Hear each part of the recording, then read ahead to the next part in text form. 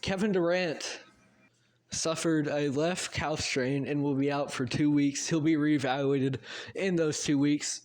And this is a shame to see because especially not just for what Kevin Durant is doing on the court right now for his Suns. He's been really good for them, and Suns have got off to a great start to the year. Part of that, I feel, is due to Tyus Jones. I had a video about the impact in the return of the true point guard, guys like Tyus Jones, who can be just a stable facilitator and get the ball to guys who know how to score and do something with it. And Suns have a lot of those guys, whether it's KD, whether it's D-Book, Bradley Beal at times. But the Suns got off to a great start to the year. I thought that Tyus Jones was going to be a great fit for them, and he has been to just facilitate it to all those guys. But for KD specifically, he got off to a really good start to the year. And there were some MVP talks for sure. People had him in MVP conversations, kind of highlighting his great start to the year. And so it's a shame to see him get hurt.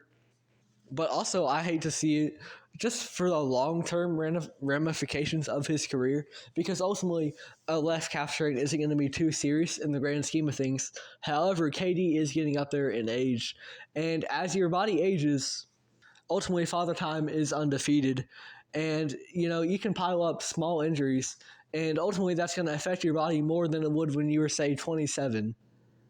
And for Kevin Durant, his game, the good thing about it, though, is that it doesn't really rely on athleticism. He's a guy that he's a great three-level scorer, and he's got to get to his spots and he's going to make his shots. So I think ultimately this won't affect him too much, but you just got to look out for the minor injuries because at the age that he's at, that can really harm a player's longevity. But the shining example I want to show here is more optimism for KD and a testament to his legacy, because that is that general idea of these mounting injuries that could happen, they could alter your career. KD has been able to come back and fight back from major injuries in the past and still be a productive player in the year of 2024. And we have seen unprecedented longevity from him, LeBron James, and Steph Curry. These guys were the big three of basketball for so long throughout the 2010s, throughout the late 2000s, for especially, LeBron at least.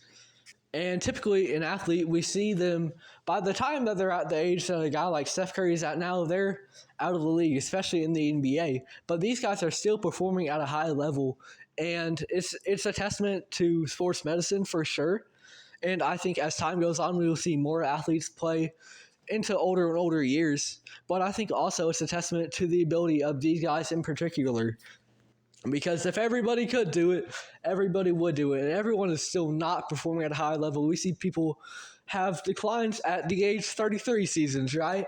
And for these guys to still be performing at a high level, we can have discussions about whether LeBron is truly the greatest of all time, whether that's him or MJ. It's really 1A and 1B. We can have conversations about Steph Curry and where he ranks as a point guard all time. Is it behind Magic? Does he have a claim to be over Magic? And KD, there's the ring debate if his 2 championships count. But at the end of the day, we need to appreciate these players for the longevity that they have and the unprecedentedness of it. Because LeBron James in his age 39 season, for example, is still a consensus, top 10-ish player. And that's something we've never seen before. Kareem played for a long time, but by the end of it, he really just wasn't the same player. But for KD, Steph, and LeBron to, especially with KD and Steph, to deal with major injuries and come back and still play at a high level, that's great. And, you add in LeBron to the mix, it comes down to their age as well. And they're still kicking, and they're still some of the top players in the NBA. And it's a testament to all of these guys and just the unmatched longevity they have. I hope Kevin Durant gets back soon, and I hope he is still able to perform at a high level. I don't think this one minor injury will affect him, but I would just hate to see him rack up many more, right? However, from everything we've seen from KD, he has been resilient. And one thing about him is he cares most about his business on the court. However, the fan base likes it or not, him joining Golden State.